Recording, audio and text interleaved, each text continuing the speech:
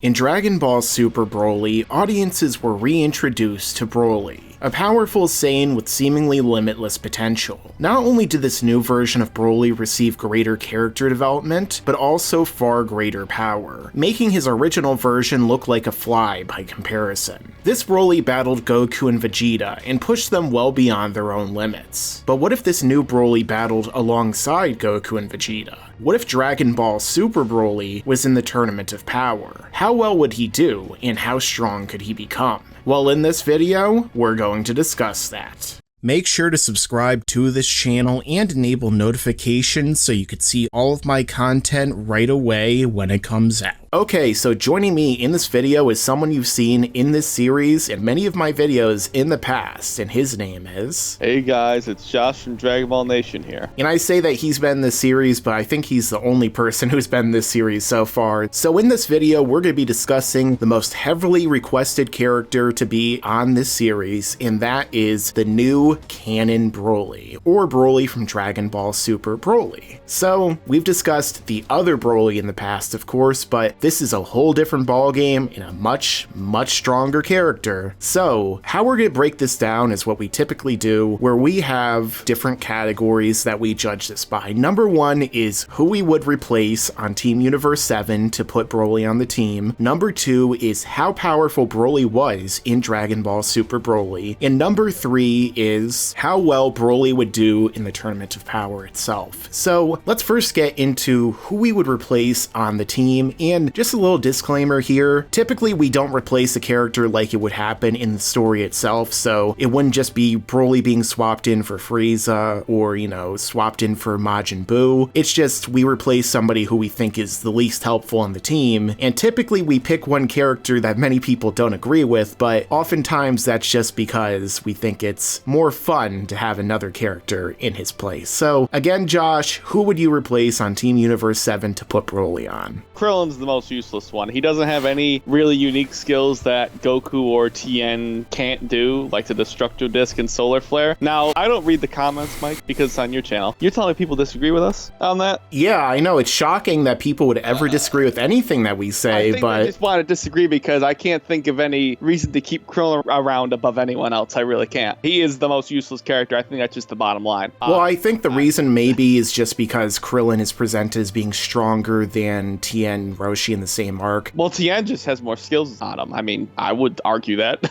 Wouldn't you? Yeah, every single technique that Krillin has, Tien can do, with the exception of the Solar Flare times 100, which was completely useless in the tournament itself. And, you know, Tien might not be as powerful as Krillin, but Tien can also do the multi-form technique. He can do a variety of moves that Krillin doesn't have access to. And Krillin did work well with Android 18. He did eliminate some people, but think about it like this. All those people that Krillin eliminated would just have been eliminated anyway when Kale raged out and knocked everyone out of the ring. Or if Goku just went full power and just unleashed all of his power, they would all be gone too. So even though Krillin did eliminate some people, you know, one of the issues with the tournament itself is that these characters are so powerful by comparison that they could have effortlessly wiped out all the characters that Krillin or Tien would have eliminated themselves. So it's really not that big of a deal if we take out Krillin and keep Tien, especially since Tien probably needed a little more shine in the tournament anyway. Well, I'm sure people will still say we're wrong, but that's okay. Welcome to Laughingstock Media. Welcome to the world of the internet. So, you can't have, well, I guess it's not an opinion, it really is factual pretty much that he was the most useless. We just broke it down. At least Tien didn't get caught off guard in a typical super trope and eliminated by Frost, who Master Roshi embarrassed. At least Tien has normal eyeballs. He has three of them, in fact. So that means that Broly is going to be swapped in for Krillin, or maybe Tien if it makes you all happier. But anyway, moving on next to strength here. And we have to discuss Broly's performance in Dragon Ball Super Broly against Goku, Vegeta, Frieza, and of course, Gogeta. So, Josh, based upon Broly's performance in Dragon Ball Super Broly, how powerful do you think he was in the movie overall? And of course, what would you say his potential for strength is? Well, his potential's through the roof completely because obviously in the film, if you saw it, he learned Super Saiyan in the film, or, you know, he transformed into it, and he was just a powerhouse. And upon already being being enraged before turning Super Saiyan. He goes Super Saiyan, and then he's enraged even further. So, I mean, maybe the Broly we saw lose to Gogeta was not like Broly's max power, and he hadn't had time to build it up anymore. I'm not sure. Maybe he could have gotten more angry and really powered up further. But as far as Broly's actual strength, after he was enraged in his base form, at least, for a while, that is, he was definitely above Super Saiyan God Goku. You could see that in the film. Not at the start, but as it progressed further and further, he definitely got the edge, which obviously made Goku go Super Saiyan Blue, which then in turn made his Super Saiyan transformation, Broly's at least, necessary. So that is definitely something to consider for later in the video. But as far as Broly's actual strength when he's fully powered up in the film fighting Gogeta, I mean, it's pretty hard to pinpoint exactly, right? I don't know if I feel comfortable in saying where all these characters are in line compared to like Mastered Ultra Instinct Goku. Obviously, there's a line in the film where Goku says Broly might even be stronger than Beerus. Could be complete BS. I do believe it's also in the Japanese version as well, because I remember leaks coming out when the Japanese version was getting screened that's what people were hearing when they saw it. So that's probably in the script itself. You know, it's not like a dub change. And not to mention the actual movie itself, after Goku said that, we saw Beerus sneeze. As we know in anime, you know, whenever a character is being talked about, instead of their ears ringing, which is a more Western idea, in Japan it's they sneeze because somebody's talking about them, so it would only make sense to fit in there. Oh geez, I never knew that.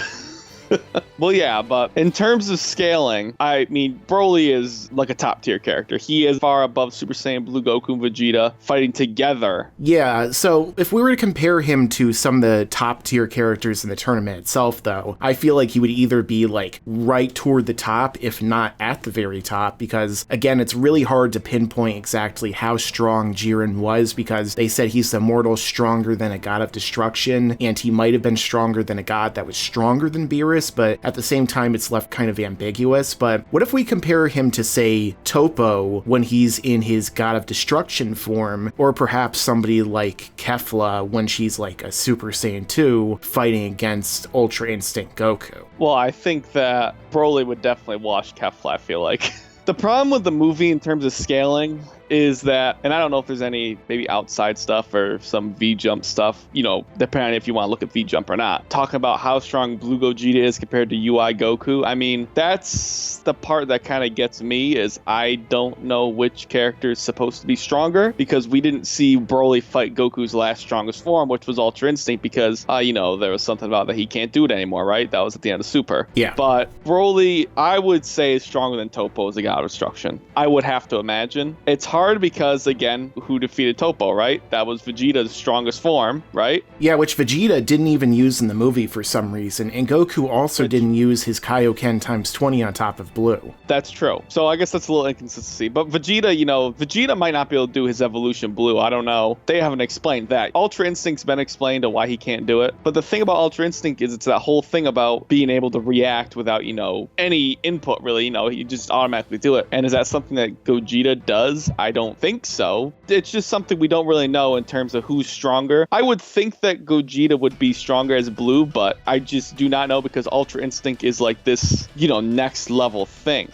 Yeah, it's hard to tell with Ultra Instinct, like, what the actual multiplier of the mastered or complete Ultra Instinct is. You know, it's not just a static power increase anyway. It's also something that makes Goku's body move independently of his mind. You know, when it's mastered, he can attack and defend without even using thought, you know. At least supposedly, considering when he's fighting Jiren, he's talking a lot, and it's kind of like a typical, you know, Dragon Ball Z fight at that point. But beyond that, you know, I feel like Gogeta might be able to be more powerful than Ultra Instinct when he's in his Super Saiyan Blue, considering just how massive a jump it would be. You know, his base alone is obviously stronger than Goku and Vegeta as Super Saiyan Blues, but I feel like it's possible that that level of power would be comparable, if not even higher, than Jiren. Again, this is after the Tournament of Power, so, you know, we said that with Vegito, he might be able to defeat Jiren and everyone else in the Tournament of Power in his blue form. And according to new information that came out, because, you know, they're always changing their minds, Josh, like we predicted, basically, you know, now they say that Gogeta and Vegito are equal in power, which I don't know about that. Mike, but I'm going to say that that's from V-Jump, and I could not care anything about what V-Jump says unless it's something a little bit more official from like Toei or Toriyama. You know, all I know about that is that it's like from a V-Jump article, and that doesn't really hold a lot of weight to me personally. I'm not saying it's not true that they could be equal now that they're going to change all that stuff, but I mean, that's just from a little V-Jump article, and they say stuff all the time. Yeah, so it is kind of hard because, again, like we've said in the past in other videos, you know, sometimes you have to take this stuff with a grain of salt because they change their minds a lot. Like, at first they said that they were equal or that Gogeta was stronger, you know, and then they said that Vegito was stronger, and now they're saying they're equal. So, like, it really depends on what they say or what they're feeling at the time. Obviously, they're promoting a Dragon Ball movie where Gogeta is in it, so do they want to say that he's weaker than Vegito? Of course not. They want to say he's stronger or the same level of power. It's kind of confusing because, you know, you would assume that Potara would be more powerful just because of certain things that they had mentioned, but... Well, it should be, yeah. This isn't even a thing about us not wanting to be wrong either. I mean, it's, well, we want to be right.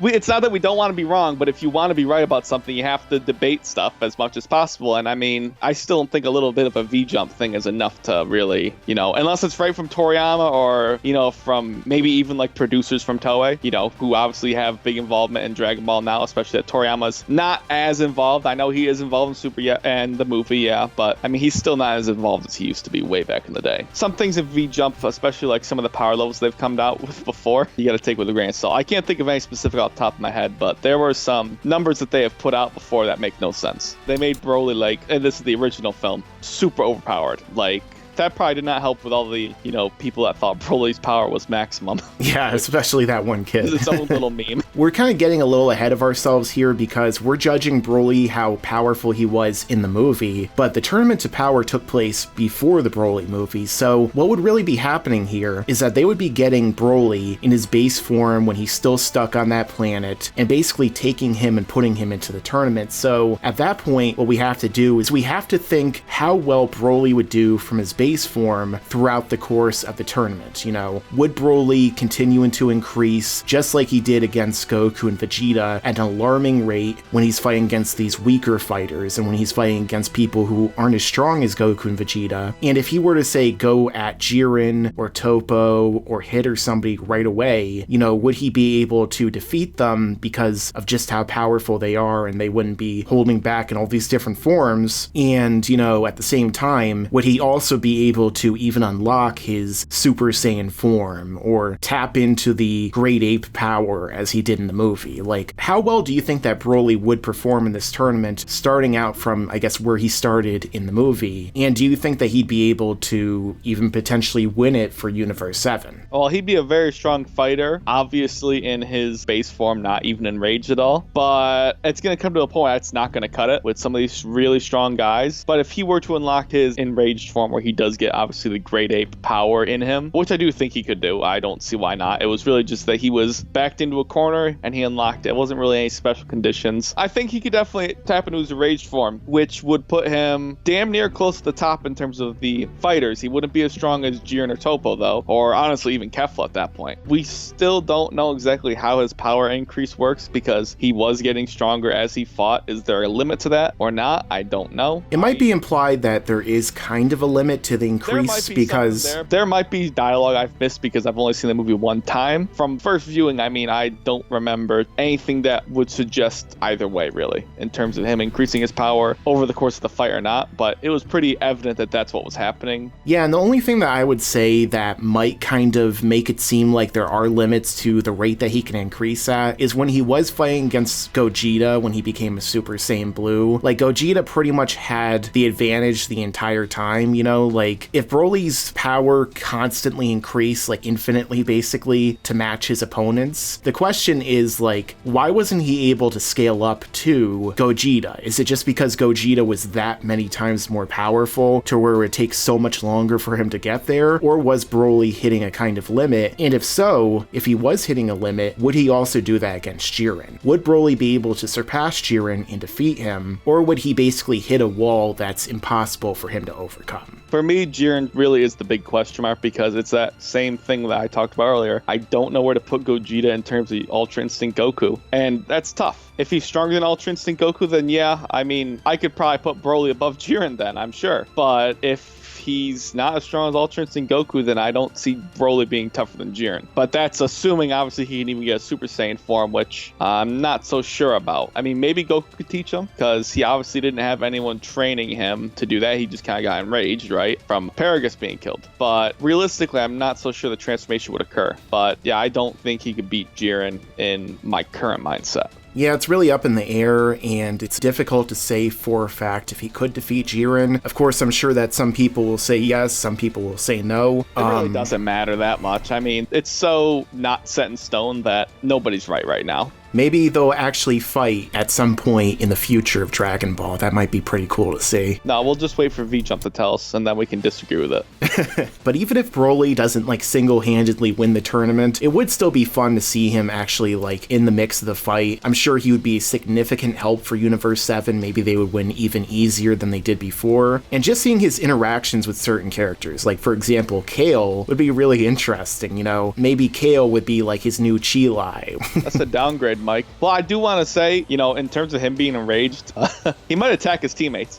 Kakarot! He might attack everyone else because he has no control, right? I mean, that's one of his downsides and upsides, because he literally is going to be relentless against everybody in the turn of power. That he might attack teammates, right? He doesn't have too many, I suppose, unique abilities. He did kind of freeze Goku in place after Goku did the same to him. I don't know exactly what was up with that, if he just reversed the attack or not, or what. But, you know, he just is kind of like his original iteration in the first movie, where he's a big hulking monster, except he has some character this time. Yeah, which is really great, and is something that actually made me like Broly for once. I never thought I would say that in my entire life, that I like a version of Broly. But hey, I guess I do, and good job, Akira Toriyama. Let's see where we go from here. But anyway, guys, this has been our discussion on what if Broly was in the Tournament of Power.